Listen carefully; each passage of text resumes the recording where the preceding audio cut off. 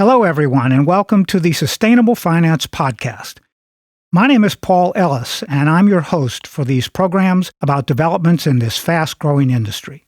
On today's program, we're going to be talking about how universities are key innovators in solving the climate crisis. And at the same time, as we read in the news, they're dealing with tremendous uncertainty regarding federal government funding. So, how is the director of the Columbia University Center on Sustainable Investment and the recently launched Columbia Climate School Masters in Climate Finance coping with these uncertainties in U.S. climate policy and sustainable finance? What about the volatility in career opportunities that graduates of these programs will face during the next 4 years? My guest for this episode on the Sustainable Finance Podcast is Lisa Sachs, and these are just two of the stress points she is managing in today's university environment. Lisa is also an associate professor of professional practice at the Columbia Climate School, where climate science and climate change are engaged in the 21st century's existential challenge for supremacy. Hello, Lisa, and welcome to the Sustainable Finance Podcast. Thank you so much, Paul. It's really a pleasure to be with you. Yes, we're very excited about this program today, and we're going to jump right into our questions, starting out with, in the past several months, many of the climate alliances around the world have dismantled. The U.S. has pulled out of the Paris Agreement and the Network for Greening the Financial System. An anti-ESG rhetoric has escalated. What impact has there been for the Columbia Center on Sustainable Investment, and what do you make of these issues in the world of climate finance? Yeah, good big question. It's been a busy few months, in the field of climate finance. Really, from the perspective of the Columbia Center on Sustainable Investment, or CCSI as we call it, our role has always been to bring clarity and rigor to climate finance discussions and approaches. So the only impact this has had has made us even more busy. But you mentioned three very important developments that I would suggest we disaggregate because I see them each differently. One is the dismantling of the climate alliances. The second is the withdrawal of the U.S. from the Network for Greening the Financial System. And the third is the anti-ESG rhetoric. And I think, of course, they're all part of some convoluted, somewhat incoherent direction of travel with respect to climate commitments. But I really think that they're very different. So if I can maybe briefly say how I see each of them. With the climate alliances, which, the main ones are those under the Glasgow Financial Alliance for Net Zero, which are the net zero alliances for banks, for asset managers, for asset owners, for insurance sector, and so on. I have found that those alliances were never terribly coherent from the start. They were not very clear in what they were purporting to do. Were they purporting to be integrating risk considerations and risk management in their operations, or were they purporting to actually have an impact on the climate agenda? If you read their commitments, both of the individual institutions and of these alliances, they conflated those concepts of risk integration and impact, which are really substantially different. And then, not surprising, when what they're purporting to do is conflated, the strategies and the targets and the metrics were all misaligned relative to whatever those purported goals were. So I think that they really confused what the financial institutions were saying they were going to do, what they were actually doing, and what they're capable of doing, because the financial sector on its own is not capable of transforming an economy. It is part of a very comprehensive, complex economic system that's subject to regulations, technological developments, consumer demand, and so on. So I was not a huge fan of these alliances from the beginning because I thought that they confused the conversation on climate finance. So to my mind, stepping back from these alliances and saying honestly that they were not fit for purpose for the financial sector, that the financial sector couldn't necessarily accomplish or wasn't even intending to accomplish what they were saying they were going to do, I think is okay. What matters is what comes next, whether the financial institutions can continue the honest conversation around what their challenges are in financing the energy transition, what they're really capable of doing, what they're motivated to do, the role of policy, and so on. So that's how I see the falling apart of the climate alliances. The Network for Greening the Financial System is different, actually, because it is mainly an information sharing network among central banks and financial regulators. It is not actually a network that purports to achieve any particular outcome. It is meant to support distinct central banks and financial regulators around the world to understand how climate risks and climate impacts and climate imperatives affect their individual mandates. And central banks and financial regulators around the world have different mandates. In some countries, they have more of a policy mandate. In the US, they don't. The Fed's mandate is really focused on price stability and full employment, but they're all different.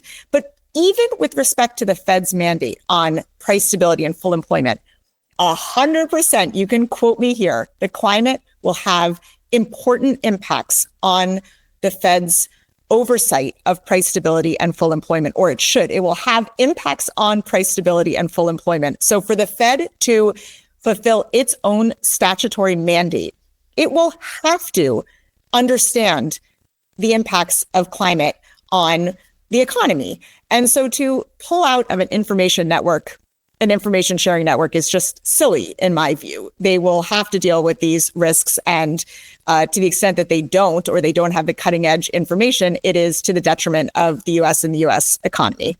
The last one is this anti-ESG wave of bills and subpoenas and all sorts of attacks on institutions that have ESG, and then what has been kind of an anti-ESG pushback, which I have also found largely incoherent, because ESG investing, first of all, it can take many different forms. But in practice, what it mainly refers to is assembling portfolios based on some ESG ratings that, to the extent that they measure anything, and we can talk about that, really measure how companies are managing material risks relative to their peers.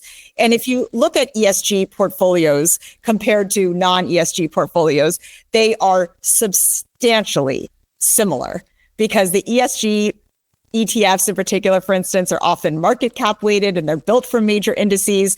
So their sector allocations are very closely aligned with traditional broad-based market indices.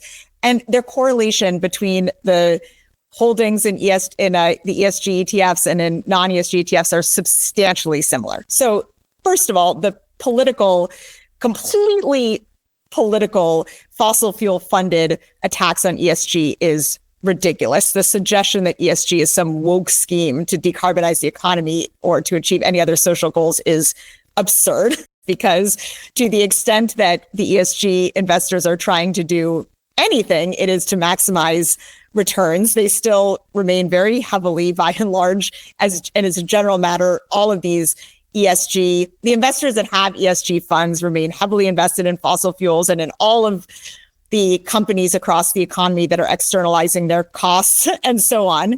And by the way, even if they wanted to achieve any social outcome, these investors don't even really have the tools to do that. So the whole attack is totally politically motivated. But the backlash that is elicited is equally funny to my mind. The Democratic attorney generals and other advocates, their defense of ESG has been that to prohibit ESG investing, which is incorporating environmental and social governance factors, is quote unquote just good investing. And that to prohibit ESG investing, as they have said, is like putting blindfolds on an investor.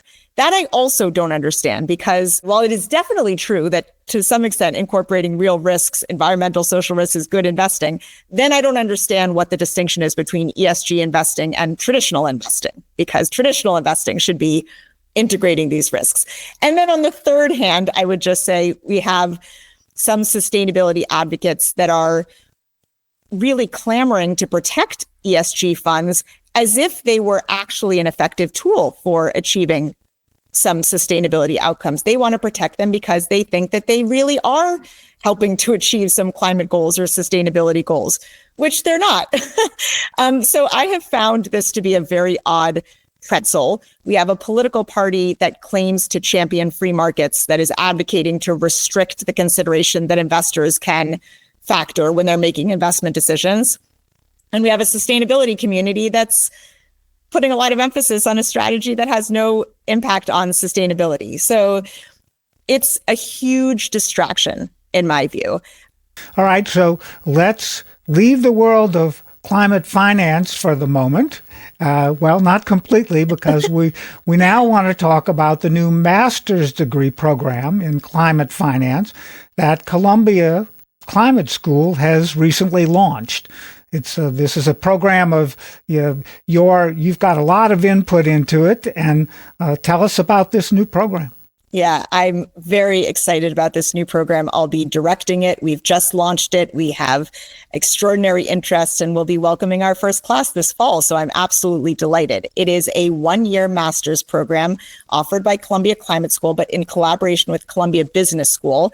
And the core courses and the electives are split between those schools. So the students will be getting the best of the climate science and trajectories and understandings of risks and opportunities from the climate school, and then the best of the financial tools from the business school, which I think is extraordinary.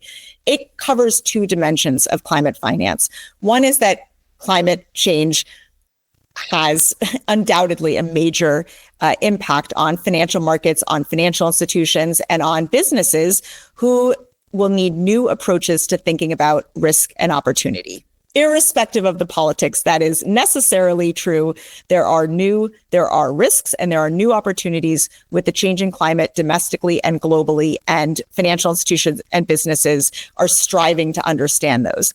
And then, of course, we have the mounting effects of climate change on the planet. And those require new financial tools. And so this program will address both. Students will have a robust understanding of the climate science, mitigation pathways, adaptation, and how markets work, and the different financial tools, and so on. And I think that these graduates will be absolutely uniquely suited for leadership positions across the public and private sectors, as all organizations are trying to navigate this intersection in a more rigorous way.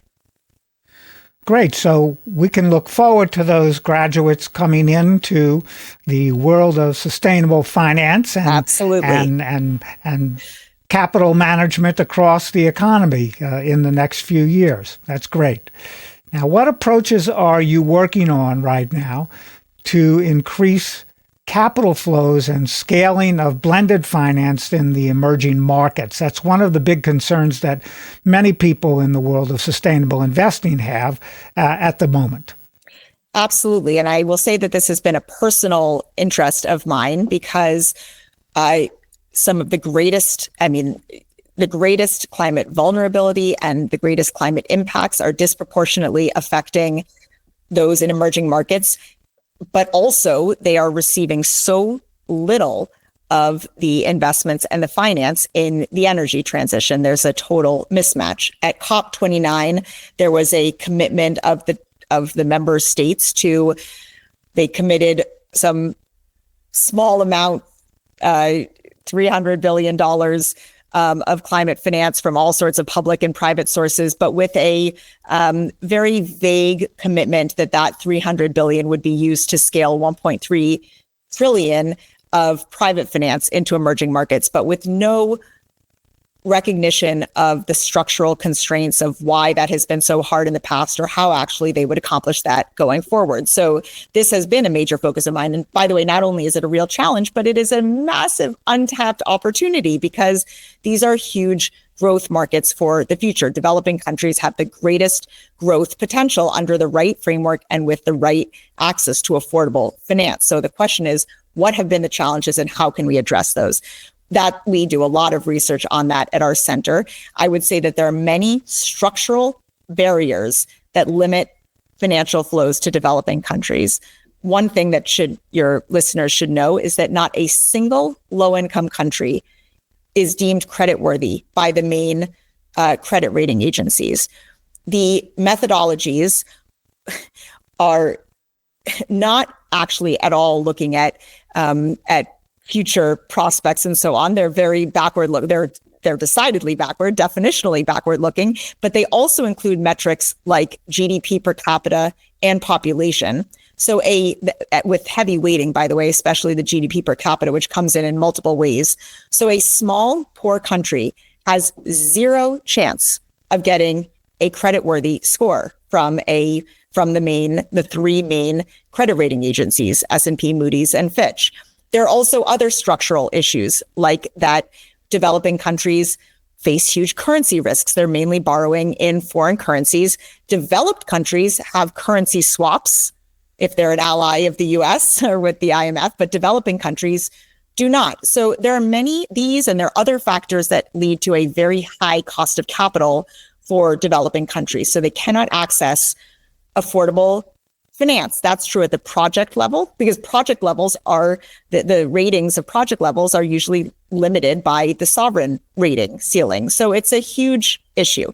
The last issue I would just say is that most of the investments that are needed require long-term patient capital. We're building infrastructure systems, and they will have massive returns over a generation, especially if we invest in education and the rest of the productive economy in developing countries. But they need long-term patient capital. And most of the financing for developing countries is high cost and short-term, which leads to major liquidity constraints and then defaults, and then their ratings are downgraded and so on. So we are basically trying to look at this, to approach this in two ways, if I could simplify. One is to better understand and address these structural barriers, which need to be addressed at a institutional level. How do you support countries more generally to access or in the systems that are so biased against developing countries to allow for more patient, long-term, affordable finance? But the second is that to the extent that there remain either high perceived risks or real risks, how can we de-risk those investments using innovative financial products or tools or guarantees and so on? There's an emergent, but often discussed, there's a kind of exciting but still emergent field of blended finance, which covers many different types of public and private financing, whether it's through guarantees or some concessional base or even just co-investing and so on, that are trying to scale more private capital, but those are hard to scale. All right, thank you. That's a good explanation, and I completely agree with your perspective around how we should be working more carefully and clearly to support the developing economies, which is, as you suggested, where the greatest opportunities are. Now, the United States is retreating from climate commitments and financing of clean energy. From your perspective, how are students and faculty at the Columbia Climate School managing the current uncertainties related to career opportunities and their desire to make positive contributions to climate adaptation and resilience? Yeah, well, it's definitely been a whirlwind, especially for the past 2 months, maybe even the past week, especially. But what I will say with absolute confidence is that the climate agenda is not going anywhere. At an institutional level, with the financial sector, with businesses, with real estate, with mortgages, with insurance, all of these sectors are critically grappling with both the risk and opportunity of the very real climate effects. That's just domestically. So, and the uncertainty and the incoherence of policy is not helping that. It's not helping our own domestic stakeholders and our financial sector constituents who recognize that there are real implications of climate, again, both risk and opportunity. And in the face of tremendous uncertainty and incoherence, it's causing a lot of damage to the sector. But I don't think, I'm confident, I know for sure that at an institutional level, within financial institutions and businesses and insurance and state policymakers and so on, there remains a real need for practitioners who really understand the integration of and the intersection of climate and finance. But arguably, even more importantly, or not more importantly, but as importantly, the U.S. is just lost and ceding its leadership on these issues to other parts of the world where there has been no wavering in the commitment to financing the energy transition and to more meaningfully address climate. There may have been some concerns that the U.S. pulling out of these Paris Agreement or of NGFS would have knock-on effects. And I actually think we'll see the opposite. First of all, in the Network for Greening, the financial sector, the U.S. was something like the 90th country to join. And there are 143 countries now as the U.S. leaves. It was started by European and Chinese monetary authorities who remain the leads of the NGFS. And globally, in terms of investing in the energy transition, the U.S. pulling back has just made even more clear who the leaders are in financing the energy transition. That's primarily China, who has accounted for more clean energy investment in the past few years than the rest of the world combined, and is a global leader in building every component of energy systems, battery storage, battery supplies, EVs, the high-tech manufacturing, and so on. And their commitment has been absolutely unwavering, not only because of the climate imperative, perhaps not even mainly because of the climate imperative, but because that's the future of the economy for affordable, clean, independent, secure, diversified energy sources. And the rest of the world wants it, and China will provide it if the U.S. does not. So I really believe that the opportunities remain as robust, even if we're all reeling a bit from the day-to-day headlines and domestic uncertainty. But the energy transition is happening. It's happening on an economic basis as much as it is on a planetary survival basis. And I'm absolutely confident that our graduates will be best positioned around the world to help all organizations, public and private, navigate the future. And I really hope that the U.S. catches up and doesn't lose its way so dramatically, because this is the future, and our economy and our relevance and our competitiveness and our stability all depend on our recognizing that. So I hope that the federal government comes around soon. And in the meantime, I appreciate the continued leadership at the state and the local level, where they haven't lost their focus and in fact are helping to fill the vacuum domestically as well. Yes, I was reading an article over the weekend about the explosion in growth of the two-wheeled EV mobility universe. It's growing most rapidly, of course, in China, as you suggested, but also very fast in the EU as well. And of course, we're in large urban areas. This is one of the ways that we're dealing with some of the climate risk issues around carbon pollution and health issues and that sort of thing. So thanks for bringing all of these subjects to our followers, Lisa. And where online can they go to learn more about Columbia University's Center on Sustainable Investment? And how can they best get in touch with you with questions about the topics that we've discussed in today's episode?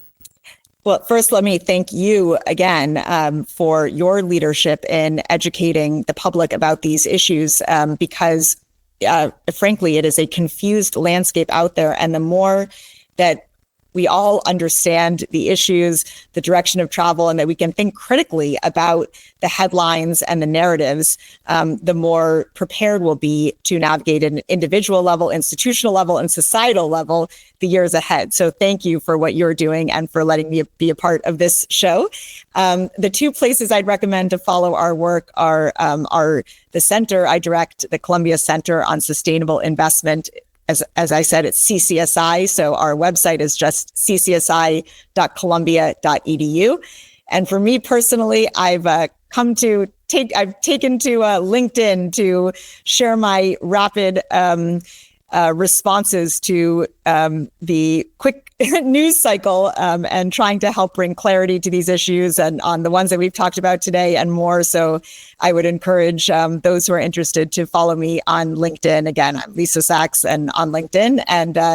And I always welcome and learn from engaging directly with those who are interested in this space. So I very much look forward to connecting with your followers.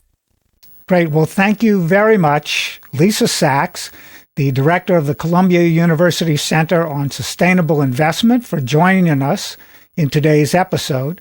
And followers of the Sustainable Finance Podcast can join me again next week for another episode.